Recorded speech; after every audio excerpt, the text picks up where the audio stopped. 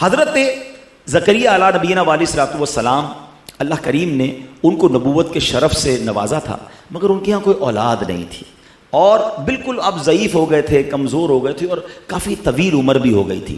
اب آپ کے بارے میں آتا ہے کہ آپ کے دل میں بڑی تمنا تھی کہ مجھے اللہ کریم بیٹا عطا فرمائے۔ انہوں نے کئی بار اللہ کی بارگاہ میں دعا کی، مگر اللہ کی شان بے نیازی دیکھیں کہ ان کے یہاں کوئی اولاد نہیں ہوئی۔ یا میں رک جاتا ہوں تھوڑا سا، بہت سارا مسئلہ یہاں بھی حل ہو جائے گا۔ بہت سارے لوگ ملتے کہتے ہیں میری دعائی قبول نہیں ہوتی، میں تو نماز بھی پڑھتا ہوں، میں مزار پہ بھی جاتا ہوں، میں نے مکے مدینے میں بھی دعا کی، میں نے فلاں بزرگ سے بھی دعا کروائی۔ اللہ کے بندو، ہم تو بندے ہیں نا، ہیں یہ تو اللہ کے نبی ہیں اور برسوں دعا کی ہے، مگر ان کی دعا یا ان کو اولاد نہیں ملی، مگر ان کی زبان پر شکوہ نہیں تھا۔ اس کا مطلب کیا ہوا کہ اللہ کریم کی بارگاہ میں اپنے نیک بندوں کو آزمایا جاتا ہے۔ دو باتیں ہمیشہ یاد رکھو، ایک تو رب پر بھروسہ کرو نا۔ کئی بار میں نے یہ اگزامپل دی ہے کہ ہم اپنے بچے کو بہت سارے موقعوں پر اس کی پسند کی چیز نہیں دلاتے، وہ رو رہا ہوتا ہے، کبھی گلا خراب ہو تو آئس کریم نہیں کھلاتے۔ کیوں نہیں کھلاتے؟ یار آئس کریم کھلائیں گے تو اور خراب ہو جائے گا، حالانکہ وہ رو رہا ہے۔ تو جب مجھے باپ ہو کر پتا ہے کہ بچے کو کب کیا دینا ہے، میرے مالک کو نہیں پتا مجھے کب کیا دینا ہے؟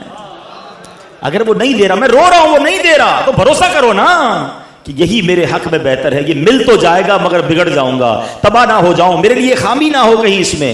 تو اب ایک تو بھروسہ، دوسری بات اتنی پیاری روایت ہے کہ جب دعا میں تاخیر ہوگی تو دل نہیں ٹوٹے گا۔ وہ کیا ہے کہ روایتوں کا مضمون ہے کہ اللہ کے حبیب علیہ الصلوۃ والسلام فرماتے ہیں کہ جب کوئی اللہ کا نافرمان فاسق فاجر دعا کرتا ہے نا، تو اللہ فرشتوں سے فرماتا ہے اس کا کام جلدی کر دو، مجھے اس کی آواز پسند نہیں ہے۔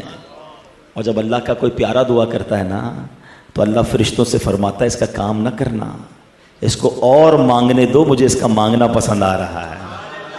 اب سچ بتاؤ نا، میں ایک بار دعا کروں اور اللہ فرشتوں سے فرما دے کہ میرے بندے کا مانگنا پسند آ رہا ہے، اس کو اور مانگنے دو۔ ارے نہ ہو میری کوئی آرزو پوری، اگر میرے رب کو میرا مانگنا ہی پسند آ گیا تو اس سے اچھی میری زندگی وصول ہو گئی نا۔ تو بھروسہ کیا کرو رب پر، جلدی نہ مچایا کرو، شکوے نہ کیا کرو۔ میں حضرت زکریا اللہ کے نبی کی بات کر رہا ہوں، زندگی گزر گئی دعا مانگتے ہوئے، یا اللہ اولاد دے دے، نیک بیٹا دے دے، اولاد نہیں ہوئی۔ اب ایک بار حضرت زکریا نے کیا دیکھا کہ بی بی مریم، ان کی ایک محراب تھی جہاں وہ عبادت کرتی تھی بیت المقدس میں، وہ وہاں گئے تو انہوں نے دیکھا کہ سردیوں کے اندر گرمیوں کے پھل، یا گرمیوں میں دیکھا تو ان کے پاس سردیوں کے پھل تھے۔ کہا ہے مریم یہ پھل کدھر سے آئے؟ کہا اللہ کی طرف سے آئے، اللہ کی طرف سے مجھے رزق ملتا ہے۔ پھل آ جاتے تھے محراب کے اندر ہیں۔ اب مثال کے طور پہ گرمیوں کے اندر جو ہے جو آم ہوتے ہیں، اگر کسی کو دسمبر کے اندر آم تازے تازے ملنا شروع ہو جائیں، اب تو خیر فریج میں رکھ دیتے ہیں لوگ، لیکن نارملی تو پاسبل نہیں نا۔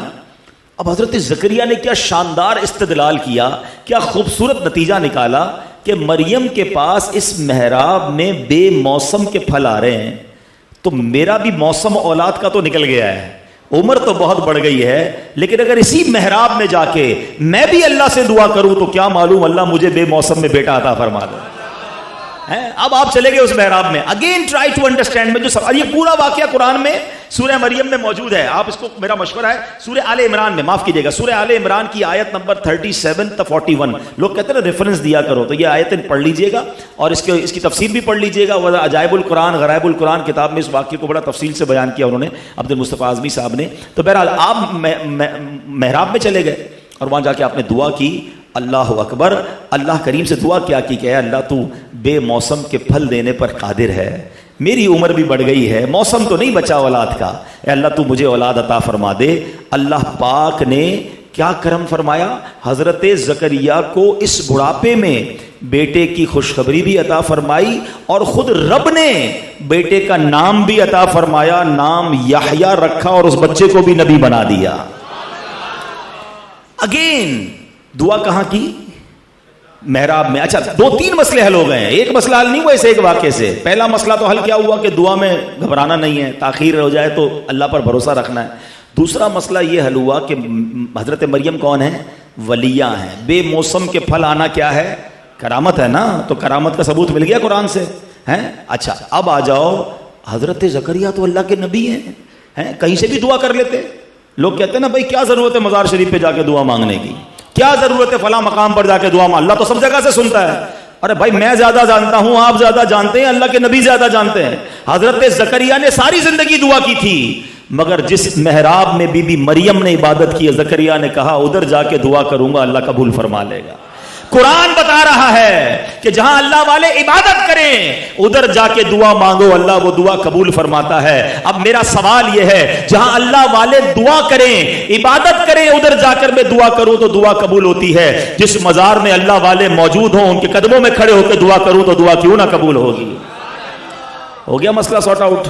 ٹھیک ہے نہ، اتنی کنفیوز نہ ہوا کرو، اتنی باتیں نہ سنا کرو۔ یہ قرآن سے میں ثابت کر رہا ہوں کہ اللہ والوں کی بارگاہ میں جدھر بھی آپ کو لگے نا کہ یار اللہ والوں کی یہاں بیٹھک تھی، یہاں جو نہیں بنے ہوتے چلے بنے ہوتے ہیں کہ اللہ کے ولی نے یہاں نماز پڑھی، فلاں مقام پر انہوں نے عبادت کی، جایا کرو۔ ہمارا کام دیکھیے، ہم گناہگار لوگ ہیں، وہاں خاص رحمت برس رہی ہے، میں گناہگار ادھر چلا گیا اور اللہ نے قبول فرما لیا تو بیڑا پار ہو جائے گا۔ نبی پاک علیہ الصلوۃ والسلام فرماتے ہیں 5 راتیں ایسی ہیں جس میں دعا رد نہیں ہوتی۔ حدیث پاک فرمایا رجب کی پہلی رات، 15 شعبان شب برات جو ہوتی ہے، ٹھیک ہے، پھر فرمایا جمعرات اور جمعے کے درمیان کی رات، نمبر 4 عید الفطر کی چاند رات، نمبر 5 عید الاضحیٰ کی چاند رات۔ حضرت سعد بن نبی وقاص نے سرکار دو عالم صلی اللہ تعالی علیہ وسلم سے ایک بڑا کمال کا کویسچن کیا۔ یقین کریں ایسا سوال ہے، میں آپ کو بتاؤں تو آپ بھی کہیں گے یار اس کا جواب فوری بتائیے۔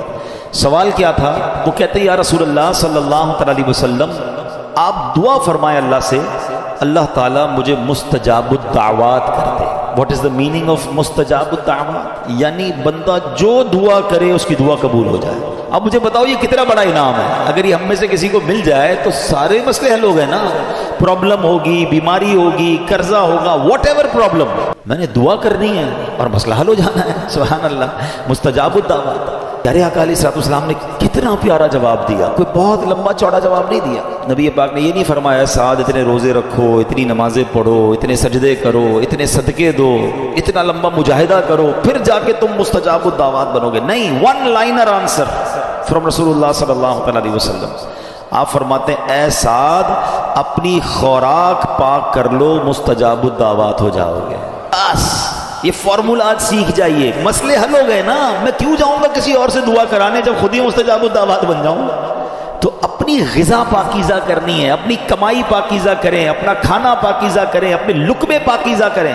اور آگے نبی پاک فرماتے ہیں اس ذات کی قسم جس کے دست قدرت میں محمد مصطفیٰ صلی اللہ تعالی علیہ وسلم کی جان ہے، آدمی اپنے پیٹ میں حرام کا لقمہ ڈالتا ہے تو 40 دن تک اس کا کوئی عمل قبول نہیں کیا جاتا، اور جس بندے کا گوشت سود اور حرام خوری سے ہوگا اس کے لیے آگ زیادہ بہتر ہے۔